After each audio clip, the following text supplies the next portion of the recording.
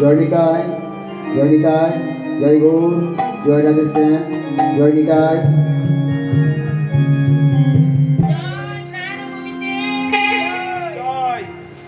জয় গৌরিকায়ে জয়। সদেব ভক্তবৃন্দ, এবার আমার ভক্তি জননীগণ, আপনাদের শিবচরণে জানাই ভূমিষ্ঠ প্রণাম। এই আসনে রয়েছেন যত শ্রোতা এবং ভূমিজন, আপনাদের শ্রীচরণে জানাই পুনঃ পুনঃ প্রণাম।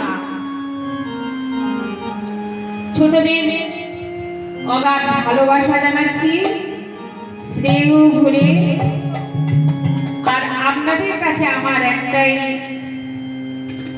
বাসনা যে আপনারা আমাকে প্রাণ ভরে ছোট বড় সবাই একটু আশীর্বাদ করবেন, যাতে এই প্রাণ গোবিন্দের চরণের ভাষা আমি সারা জীবন বলতে পারি।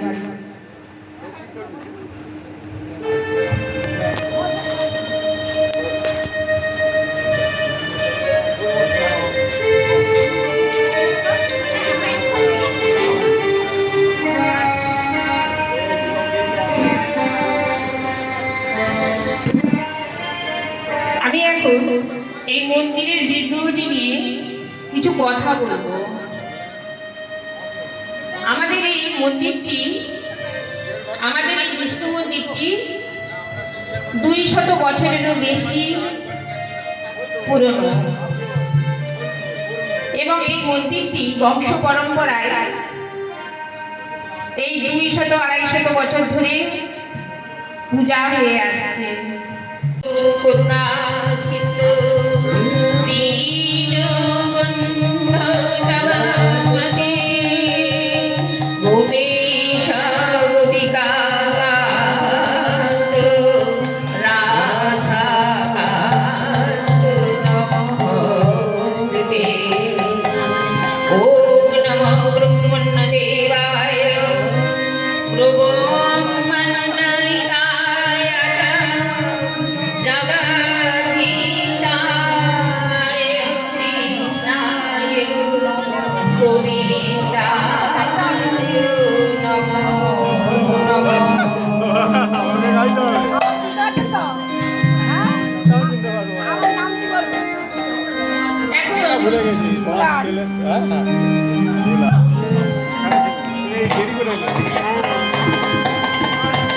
এখন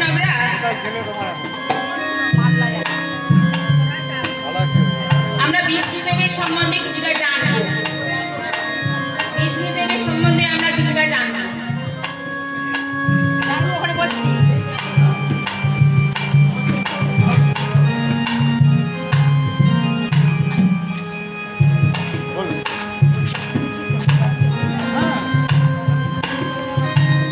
এখন প্রশ্ন হলো যে বিষ্ণু নিরাকার কেন? এখন আমাদের মনে মা বাবা ভাই বোনেরা সবার মনে হয় হয়তো এটা যে বিষ্ণু নিরাকার কেন, একদম পারফেক্ট। এটা লাইট, এটা লাইট। কিন্তু সব ঠাকুরকে মূর্তি রূপে পূজা করা হয়, শুধু বিষ্ণুকে আমরা মূর্তি রূপে পূজা করি না। এটা আমাদের মনের মধ্যে অনেকেরই হয়, কিন্তু অ্যানসারটা হয়তো পাই না।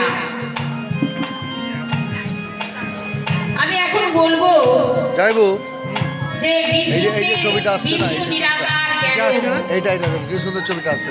হ্যাঁ, কি করে বিষ্ণু নারায়ণ আমি এটাকে ক্লোজ করব। দুজনেই অবতার এবং দুজনেই এটাকে ভগবান এবং এই যে ছবিটা নেবো। একই আত্মার দুটি রূপ।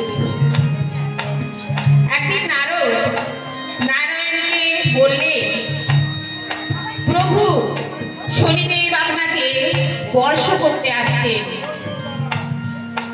12 বছর আপনাকে শনিদেবের অধীনে থাকতে হবে। নারায়ণ বললেন, নারদ, তার আগে আমি পাথর হয়ে যাব। সত্যযুগে নারায়ণ, নারায়ণ আমাদের সত্যযুগ। সবাই তো আমার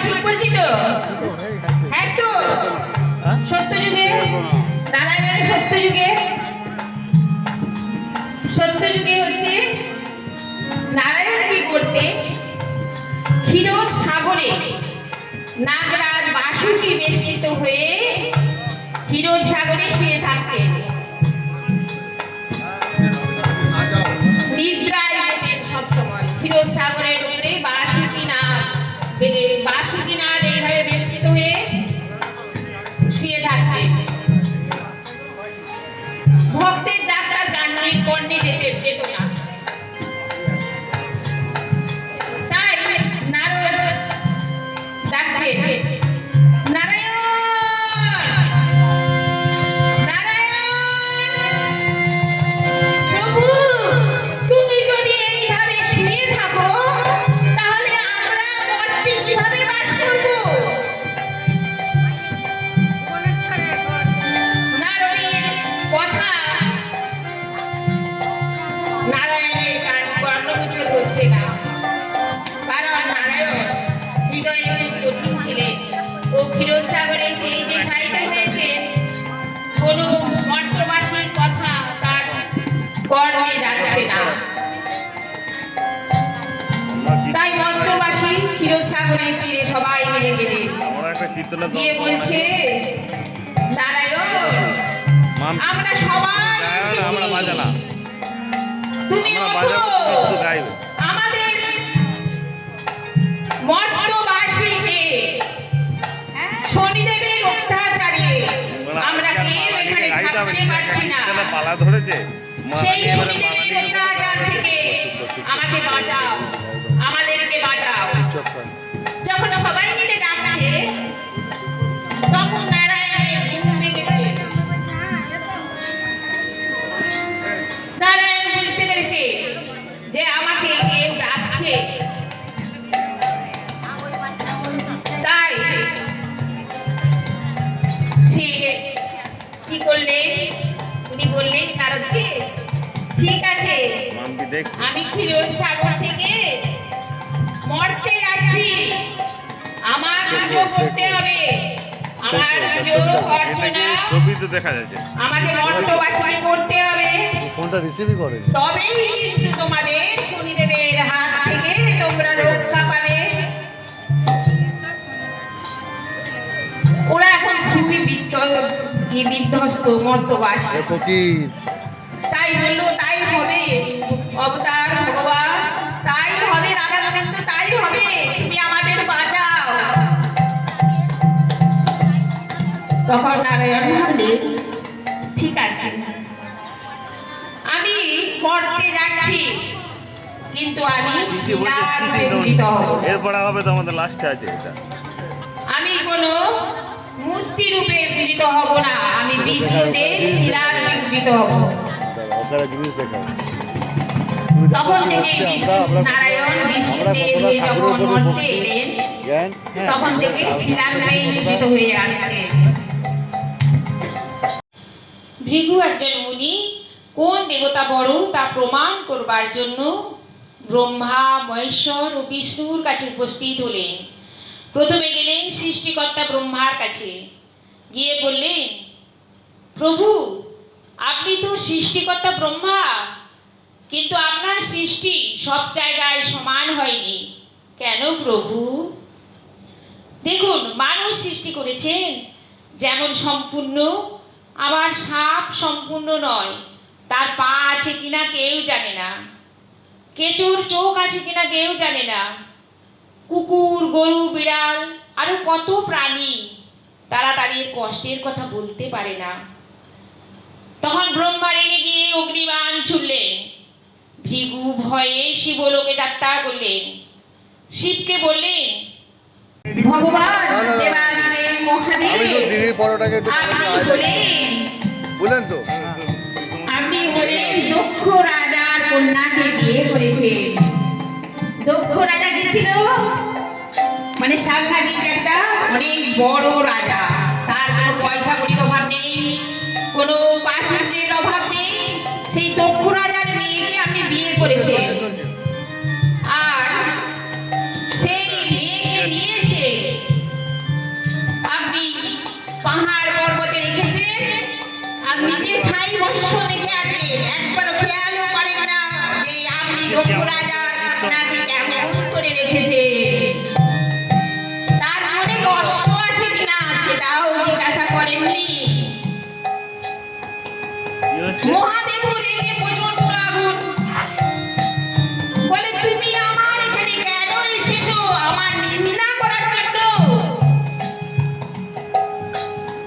ওর কাছে ত্রিশূল ছিল, সেই ত্রিশূল দিয়ে ভিগুরাজকে মারতে গেছে। সেই দেখে ভিগুরাজ দৌড় দৌড় করে বিষ্ণুর কাছে এসেছে, বলছে আমার আর তিনটে ঠাকুর ছাড়া আর কেউ নেই, ব্রহ্মা বিষ্ণু মহেশ্বর, আর বিষ্ণু বাকি আছে খালি। আর তো উত্তর কেউ দিতে পারবে না এই কোশ্চেনের উত্তর। বিষ্ণুর কাছে এসে বিষ্ণু ক্ষীরোদ সাগরে শুয়ে আছেন, বাসুকি না বেষ্টিত হয়ে ক্ষীরোদ সাগরে শুয়ে আছে।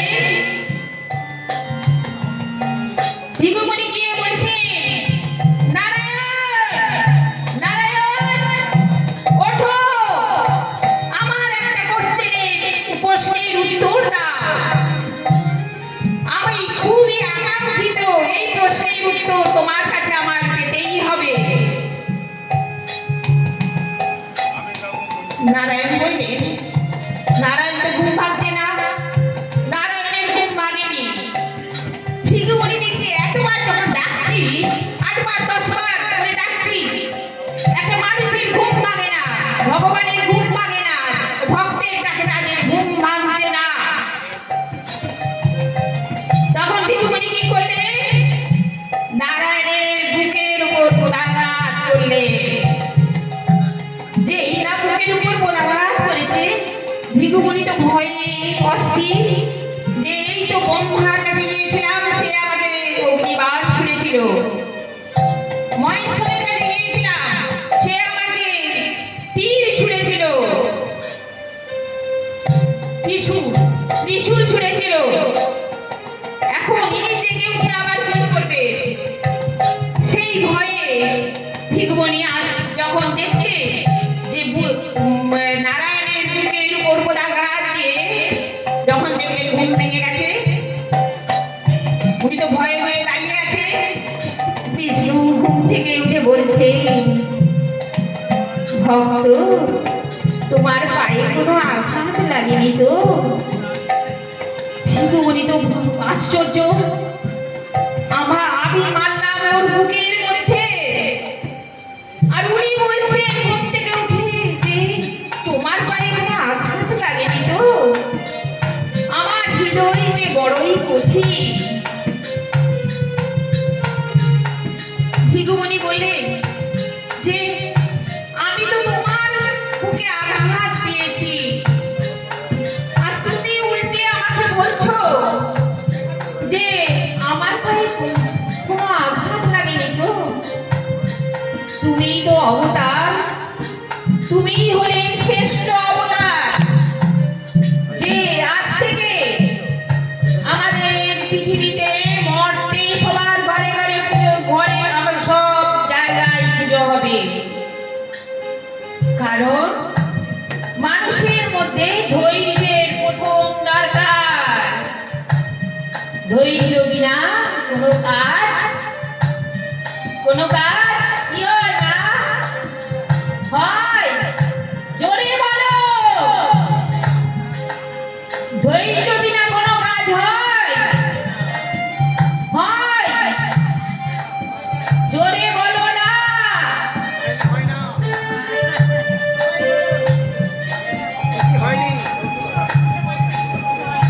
তখন বিষ্ণুদেব বললেন, ভক্তকে বললেন, ভক্তের উপর খুব খুশি, বুকে আঘাত করেছে তাও খুব খুশি, উঠে বসেছে, বসে বললে, নারায়ণ বললেন, আমি বিষ্ণুদেব হয়ে মর্তে যে পূজায় হয়ে যাব, আমার বুকে তোমার পায়ের চিহ্ন আঁকা থাকবে। যে শালগ্রাম শিলাতে পদচিহ্ন নেই, সে বিষ্ণুদেব হিসাবে পূজিত হবে না। তাই শালগ্রাম শিলাতে পদচিহ্ন থাকে।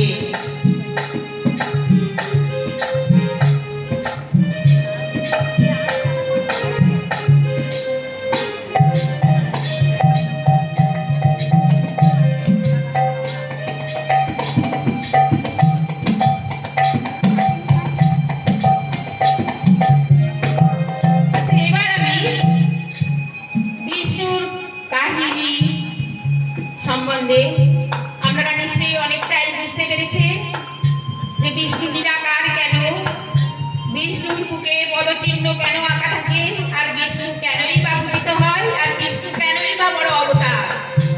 এই চারটে প্রশ্নের উত্তর কিন্তু আপনাদের মা বাবা ভাই বোনদের আমি দিয়ে দিয়েছি।